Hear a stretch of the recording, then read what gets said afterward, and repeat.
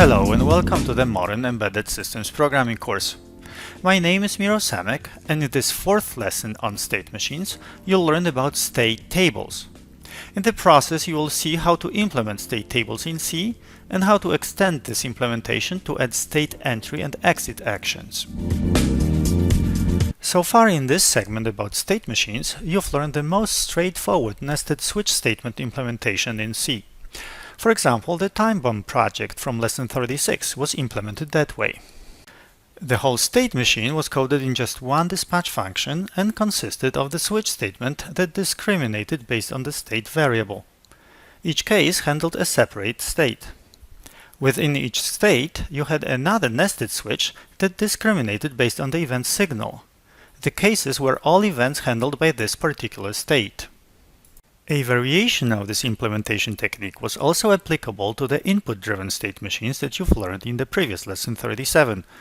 For instance, the Blinky button project from that lesson was again coded with the switch statement around the state variable. But because the whole state machine handled essentially just one event, the low-quality sample event, there was no need for the second level of the nested switch based on the event. Instead, each state contained guard conditions that checked the event parameters to discover the truly interesting events. But as I mentioned in those previous lessons, this particular state machine implementation is not the most efficient or elegant. It's just the most straightforward and therefore the most common. So today I'd like to show you another implementation of a different kind, based on state tables. Again, I don't think that this technique is the most elegant or efficient either, but it demonstrates a different way of thinking about the problem and therefore is a good stepping stone to understanding other state machine implementations. Also, state tables are a quite popular representation of state machines, so you definitely need to know how they work. Actually, you've already seen some state tables in the last lesson 37 in the part about Mealy and Moore state machines for describing electronic circuits. Because the inputs of those state machines were logic signals, the tables were truth tables, but they can be easily generalized to events. For example, if we just use the already assigned names for states and name the events, low for 0 and high for 1, we can rewrite the truth table as follows. But then notice that for every state in this one-dimensional table, you repeat all the events. This means that you can reorganize the same information into a two-dimensional table. You leave the states as they are, but you list events along the second, horizontal dimension. Now every cell in the two-dimensional table contains the pair, next state and action to be performed for the given event in a given state. So these are the state tables, one-dimensional and two-dimensional. They both contain exactly the same information and both correspond one-to-one to the state diagram, just as the original truth table did.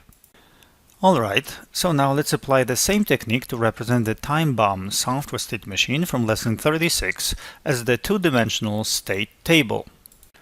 First, open up the project from lesson 36 and look up all the events that are posted to the time bomb.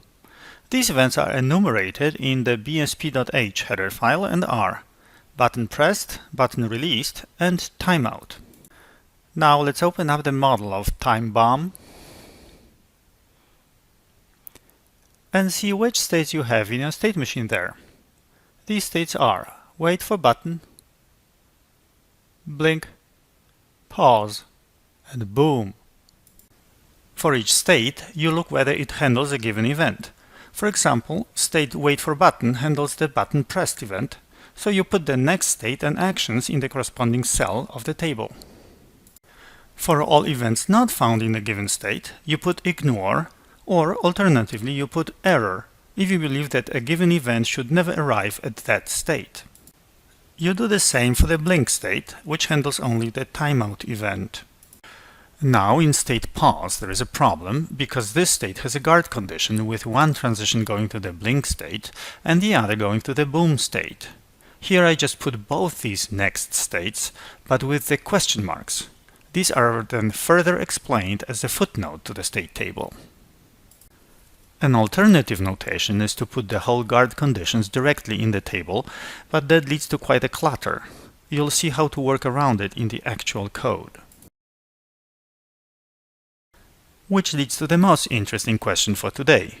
how to use the state table representation as a basis for the actual implementation. So for today, copy lesson 36 directory to lesson 38, get inside the new directory and double-click on the project lesson to open it in the Microvision IDE. The first question in implementing the state table is how to represent it in code. Well, the C language supports two-dimensional arrays directly. So you can have the time bomb table array with the first dimension corresponding to the number of your states and second dimension to the number of your events. A noteworthy trick to codify these dimensions is to place a special constant at the very end of the enumeration for states, which I call max state.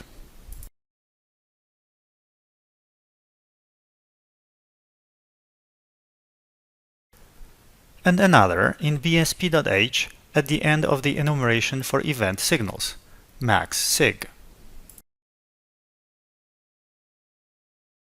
If you keep these max constants at the end, you will automatically keep track of any changes inside your enumerations. Now the most interesting decision is about the type of the entries in your time bomb table. Well, some state table implementations make each entry in such a table to be a struct with a whole bunch of members like guard conditions, new state, transition action, and other elements. However, this abundant information in each and every cell of the state table makes the table very complex to initialize, takes a lot of memory, and most importantly, makes even a simple state machine implementation fragmented into literally hundreds of little functions. So instead, I recommend a much simpler solution in which every cell in the array simply holds an action, named here time bomb action. This action function can then evaluate guards and can also change the state internally, so no separate next state information is needed. The time bomb action is a pointer to function to be called when a given event arrives in the given state. I already used pointers to functions in several lessons in this video course, for example in lesson 15 about the startup code and vector table, in lesson 23 about real-time operating system, and in lesson 32 about polymorphism in C. The best way to specify a pointer to function in C is through a typedef. The actual pointer to function must be in parentheses followed by the parameter list. The action function will return void. To get an easy access to data members of the time bomb, the action function will take the pointer me. And to get access to the event parameters, it will also take the pointer e. With this definition, you can now start filling up your state table. Please note that the state table is completely known at design time and fixed at runtime. Consequently, it can and should be constant.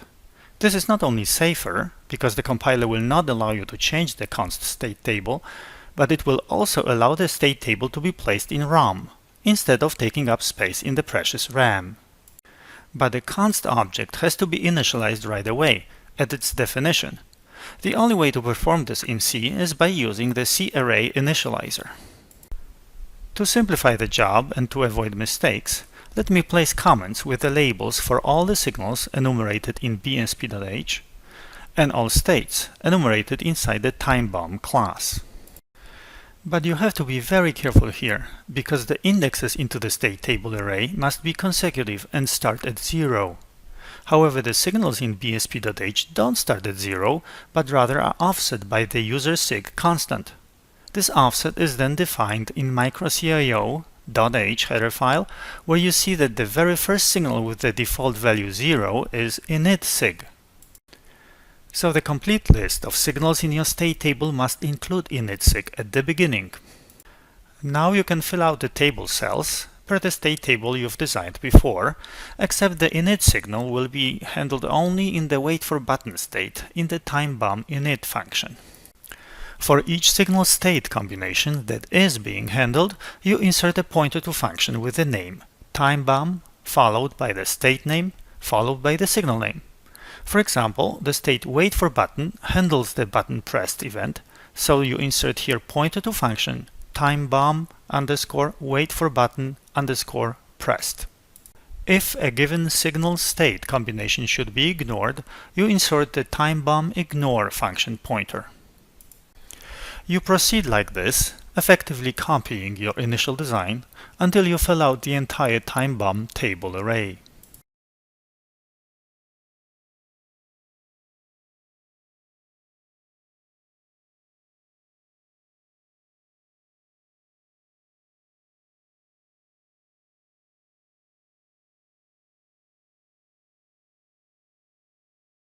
The last step is then to define all the functions used in the table. So starting with a time bomb init, you provide the prototype corresponding to your time bomb action pointer to function and just copy the actions from the original topmost initial transition. As you are at the initialization, the state variable MeState must be initialized to the waitForButton state in the constructor. This is because MeState will be used as an index into the state table, so it has to have a well-defined value. The action function for the waitForButton state and buttonPressed event is implemented the same way. Again, you just copy the action from the original nested switch statement.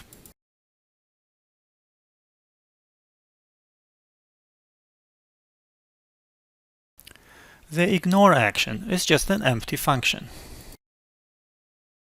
The blink timeout action function is done the same way.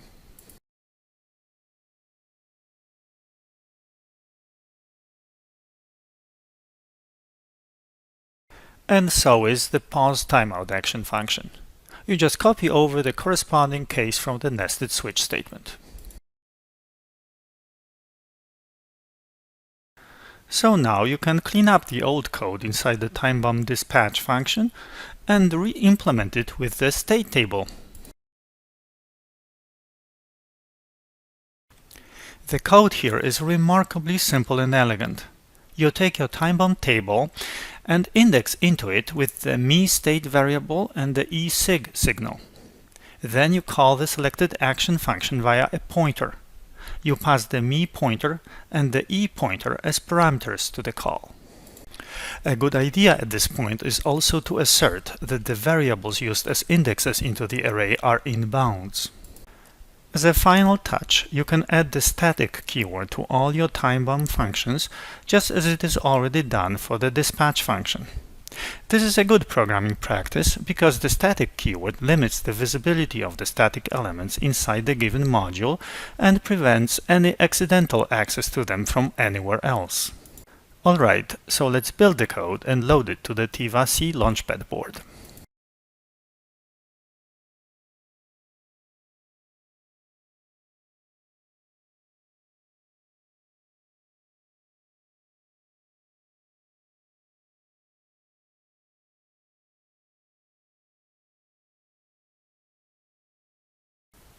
So now, in the second part of this lesson, I'd like to introduce another big improvement in state machines, which can eliminate many annoying repetitions in both your designs and code.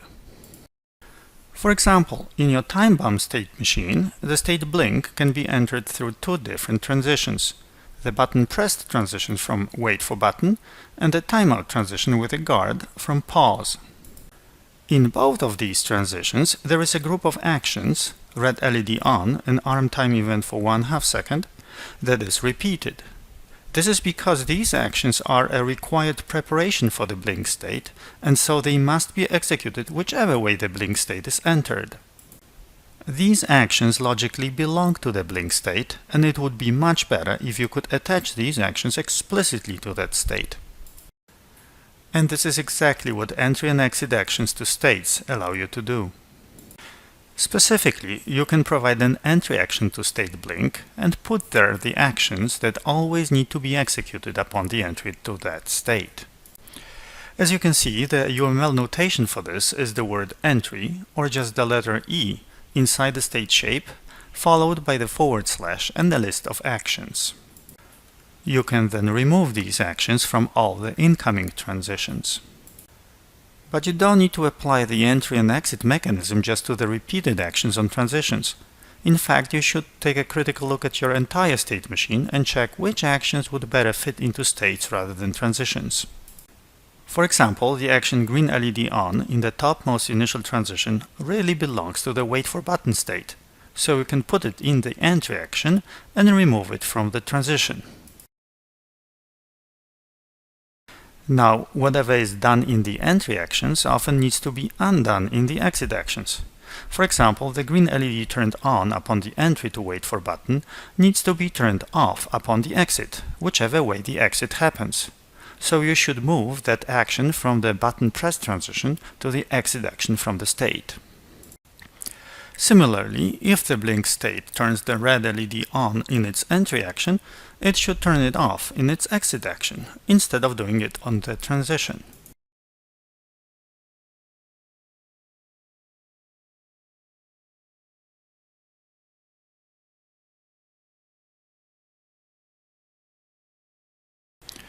On the other hand, the arming of the time event that also happens on that transition logically belongs to the pause state, because it determines how long the pause state will be active.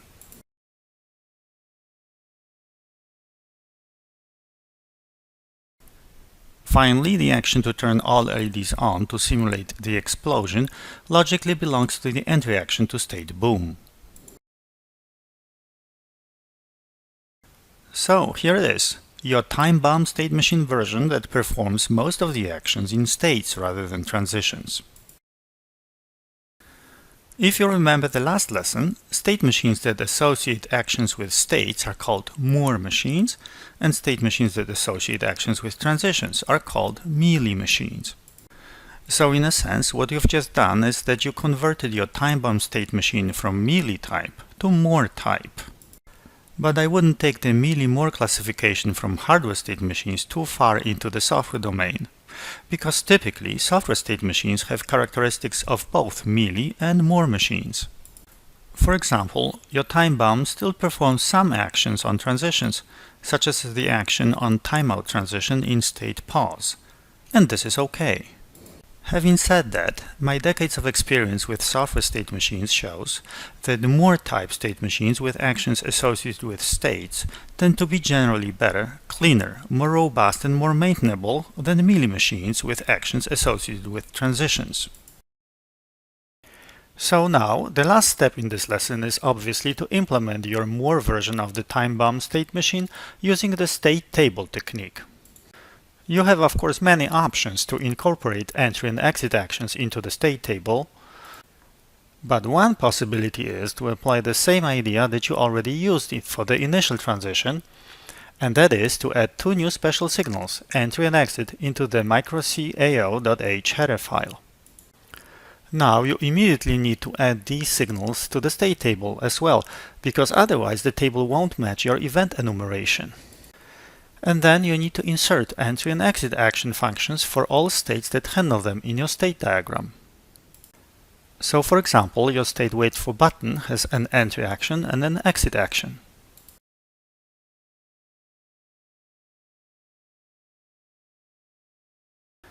State blink also has both entry and exit actions.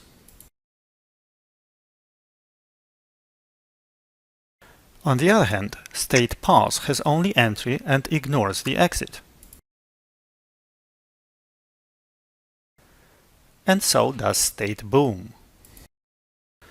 The next step is then to define the entry and exit action functions that you've already placed in your state table.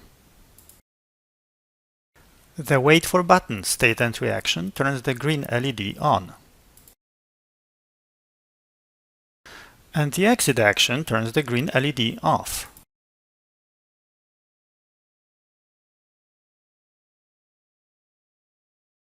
The blink state entry action turns the red LED on and arms the time event for 1/2 second.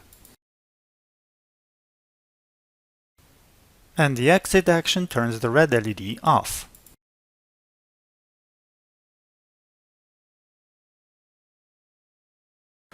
The pause state entry action just arms the time event for 1/2 second. The boom state entry action... Oh wait, you need to remove the transition action already placed in the entry to blink. So the boom entry action turns all the LEDs on. And finally, in your dispatch function, you must actually call the correct exit and entry actions when the transitions are taken. But here is a problem. How would you know that the transition was taken? Well, one solution for this would be that the action handlers themselves would tell you what just happened inside. Specifically, an action handler could return an enumerated status information, such as tran status will tell you that the transition was taken. Handled status will tell you that an action was handled, but without taking a transition. Ignored status will tell you that an event was ignored.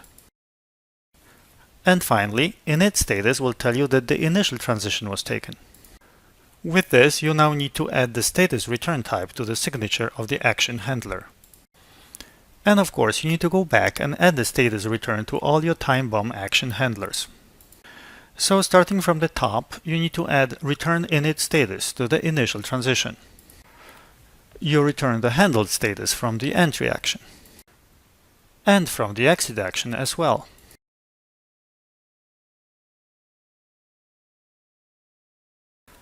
You return tran status from the transition action that changes the state.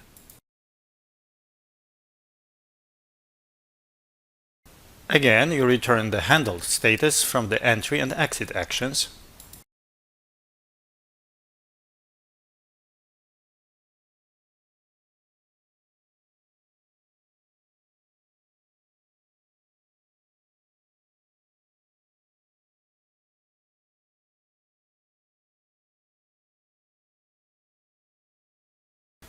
And you return tran status from the transition actions.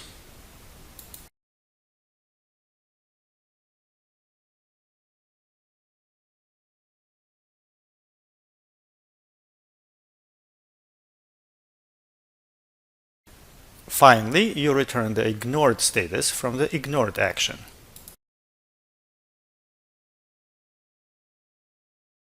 With that preparation, you can get to modify the dispatch operation to add calling the exit and entry actions on transitions. First, you define the status variable as well as the pref state variable to save there the current state before any potential transition. Next, you execute the appropriate action from your state table, but now you save the returned status into your variable. But next, you check if the reported status corresponds to a transition. If so, you assert that the new state is in range, and then you call the state table action corresponding to the previous state and the exit signal. At this point, it really doesn't matter which event you pass to the action, because the exit action should never use the event. It is there only for compliance with the action handler signature, therefore you can pass here the 0 pointer.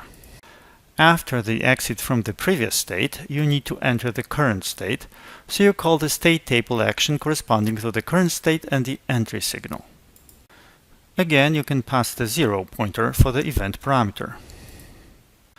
But you are not completely done yet, because you still need to correctly handle the state entry after the initial transition. So if the returned status is init status, you just enter the new state as before, but you don't exit any state. And this is about it. You try to build the code and load it to the board. Reset button, green light. SW1 button, 5, 4, 3, 2, 1, boom. Well, it still works. This concludes this lesson about state tables and entry-exit actions to states. To summarize, the state table represents a different type of the state machine implementation strategy, because in contrast to the nested switch, that was pure code, state table is data-driven. Specifically, the implementation is centered around the state table data structure, which is then indexed into by both states and event signals. Other data-driven state machine implementations include representing states as data objects, which are then interconnected and traversed at runtime to execute transitions. The main advantage of the state table representation is the highly regular structure that forces you to consider all possible state and event combinations. Also, the implementation provides relatively good and deterministic runtime performance. However, the technique has also many disadvantages. The whole state machine code is highly fragmented into a large number of little action handlers. Also, state tables themselves tend to be sparse with a lot of gaps, like even in your case of a trivially simple time bomb state machine. This is because the event signals are used as indexes into the table, and it is difficult to avoid gaps in the numerical values of the signals. For example, the event button released is not handled in the current version of your time bomb, but it might be needed somewhere else in the system, and it is generally difficult to optimize the numerical values of signals for multiple state machines. But perhaps the biggest disadvantage of state tables is that they discourage adding new states and events, because that requires adding the whole new column or a row into the table. Developers perceive this as a lot of overhead, and therefore they tend to avoid it. Instead, they add internal state variables and guard conditions, which leads back to the spaghetti code and defeats the purpose of using state machines that were exactly intended to avoid the spaghetti. In the next lesson, I will show you another state machine implementation strategy based on a reusable event processor that I consider most optimal.